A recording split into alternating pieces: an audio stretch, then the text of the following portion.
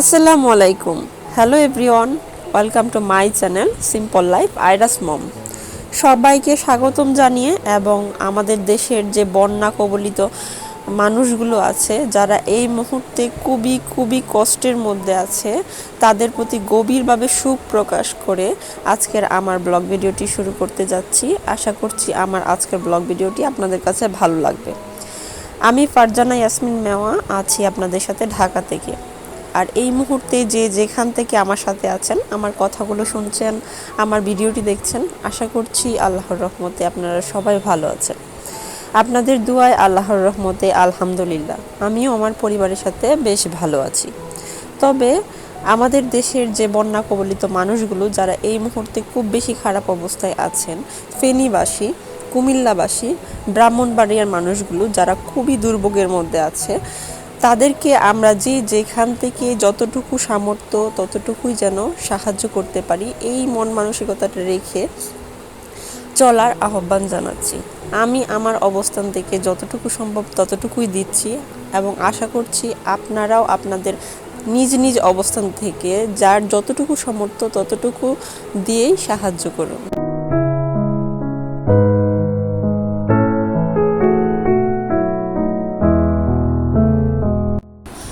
আজকে সকালের নাস্তা যেহেতু খুদের ভাতের সাথে ভর্তা খাবো, তাই প্রথমে আমি খুদের ভাতটাকে বসিয়ে নিয়েছি। আর কিভাবে বসিয়েছি সেটা তো আপনারা দেখতেই পেলেন। এটা মূলত মুন্সিগঞ্জের ট্রেডিশন। আর আমার শাশুড়ি মা যেহেতু মুন্সিগঞ্জের, ওনার কাছ থেকে আমি শিখেছি, খেতে কিন্তু দারুণ লাগে।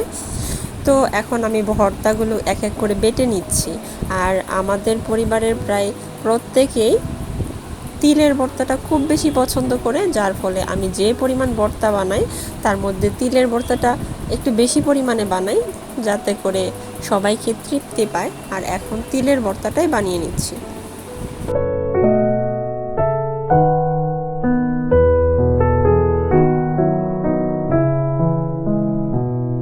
আমার 5 পদের ভর্তা বানানো কমপ্লিট হয়ে গিয়েছে। তার মধ্যে ছিল সরিষা, তিল, শুটকি, ধনেপাতা আর সেই সাথে টাকি মাছের ভর্তা। আর এদিকে আমার খুদের ভাতটাও প্রায় রেডি হয়ে গিয়েছে। আর এখন আমি অফ ক্যামেরায় টেবিলে খাবারগুলো সার্ভ করে দিয়েছি। যেহেতু বাবা সকাল সকাল নাস্তা করেন, তো আমার রান্নাটা একটু দেরি হয়ে গিয়েছে বলা যায়, যেহেতু 10টা বেজে গিয়েছে। তাই আমি চটজলদি খাবারগুলো টেবিলে দিয়ে এখন ঘরগুলো পরিষ্কার করতে চলে এসেছি। আর প্রথমে ড্রয়িং রুমটা একটু পরিষ্কার করে নিচ্ছি। ড্রয়িং রুমের বেশিরভাগ ফার্নিচারগুলো যেহেতু কালো, এতে ধুলা পড়লে হয় কি একদম চোখে ফুটে ওঠে, তাই এগুলো একটু হাতে ধরে ধরেই পরিষ্কার করতে হয় আর রেগুলারই করতে হয়। একদিনের বেশি গ্যাপ তো কখনোই দেওয়া যায় না। 2 দিন গ্যাপ দিলে নিজের চোখেই পড়তে থাকে আর খুব খারাপ লাগতে থাকে যে ঘরটা কত অপরিষ্কার, কত ময়লা হয়ে আছে। যাই হোক, এখন আমি সব কিছু ধরে ধরে পরিষ্কার করে নিব।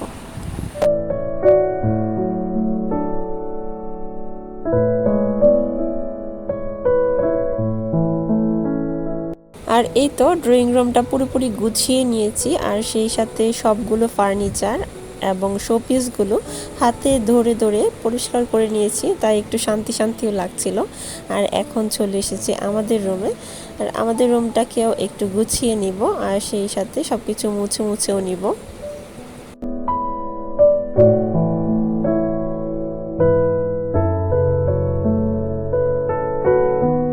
তো রোজকার মতো সবগুলো রুমকে গুছিয়ে ফার্নিচারগুলোকে মুছে ঘরগুলো ঝাড়ু দিয়ে নিয়েছি। আর তারপর চলে আসলাম এখন রান্না করতে। তো আজকে রান্না করব ইলিশ মাছ দিয়ে, কচুর মুখি দিয়ে আর ইলিশ মাছের মাথা দিয়ে, চাল কুমড়া দিয়ে, আর সেই সাথে থাকবে ঢেঁড়স ভাজি এবং ডাল। তো আমি ঢেঁড়স ভাজি ও ডালটা অফ ক্যামেরায় রান্না করে নিয়েছি ঘরগুলো ঝাড়ার মাঝখানে এসে। আর এখন ইলিশ মাছ দিয়ে যে কচুরমুখির তরকারিটা সেটাই বসিয়ে নিচ্ছি।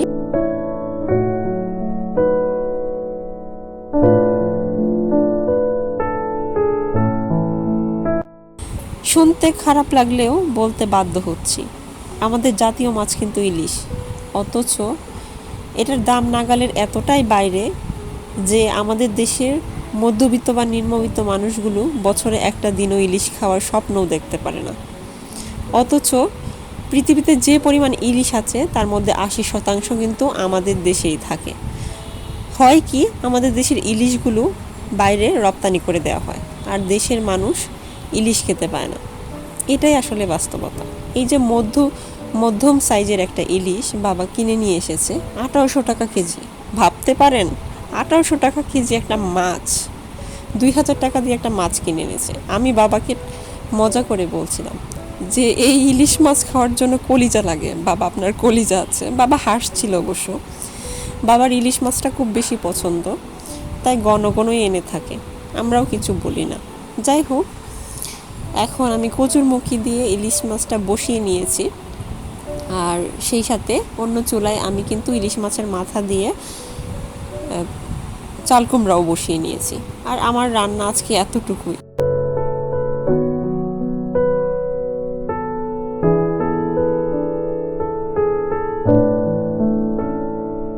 ইলিশ মাছটার পেটে অবশ্য কয়েকটা ডিম ছিল, সেগুলো আমি চাল কুমড়ার তরকারির সাথে দিয়ে দিয়েছি, আর আমার তরকারিটাও হয়ে গিয়েছে। তো আমার রান্না প্রায় কমপ্লিট।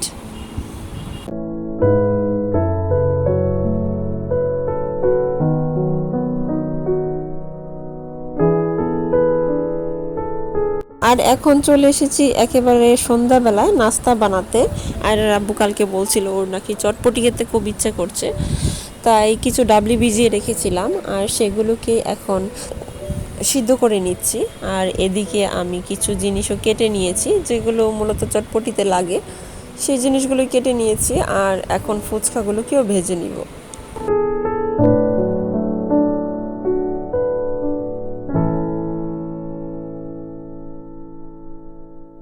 তো যারা যারা কষ্ট করে এই পর্যন্ত আমার ভিডিওটি দেখেছেন, আমার ভিডিওর কোনো একটা অংশ যদি আপনার ভালো লেগে থাকে বা আমার কথার কোনো একটা অংশ যদি আপনার ভালো লেগে থাকে, চাইলেই আমার ভিডিওটিতে একটা লাইক দিয়ে দিতে পারেন। আর আপনি যদি আমার চ্যানেলে নতুন হয়ে থাকেন আর এই ধরনের লাইফস্টাইল ব্লগ দেখতে পছন্দ করে থাকেন, চাইলেই আমার চ্যানেলটিকে সাবস্ক্রাইব করে আমার পাশেই থাকতে পারেন। আর আপনি যদি ইতিমধ্যেই সেই কাজটি করে থেকে থাকেন, আপনাকে জানাচ্ছি অনেক অনেক বেশি ধন্যবাদ।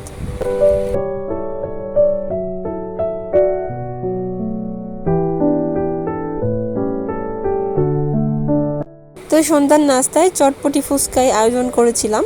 তো এখন আয়রার ফুপ্পার ফুপি নাকি আসছে, ওরা ফোন দিয়েছিল, তো তাই ভাবলাম দু একটা পদ বাড়িয়ে নেওয়া যাক। ঘরে কিছু উইংস ছিল, সেগুলোকে ভেজে নিচ্ছি।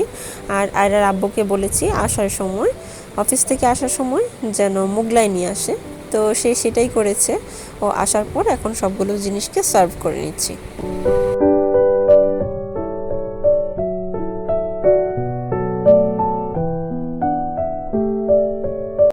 তো এই মুহূর্তে যে যেখান থেকে আমার ভিডিওটি দেখছেন, আমার কথাগুলো যেই শুনছেন, আপনাকে বা আপনাদেরকে আমি এতটুকুই অনুরোধ জানাবো, আপনি আপনার অবস্থান থেকে আপনার সামর্থ্য অনুযায়ী যতটুকুই সম্ভব ততটুকু দিয়েই সাহায্য করুন সেই মানুষগুলোকে যারা বন্যায় এই মুহূর্তে ভীষণভাবে জর্জরিত, যারা খুব বেশি কষ্টে আছে, যাদের পরার মতো কাপড় নেই বা খাওয়ার মতো খাবার নেই।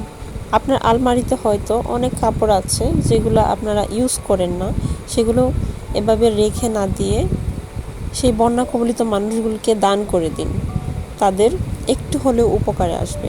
যতটুকুই সামর্থ্য আছে তা দিয়েই সাহায্য করুন।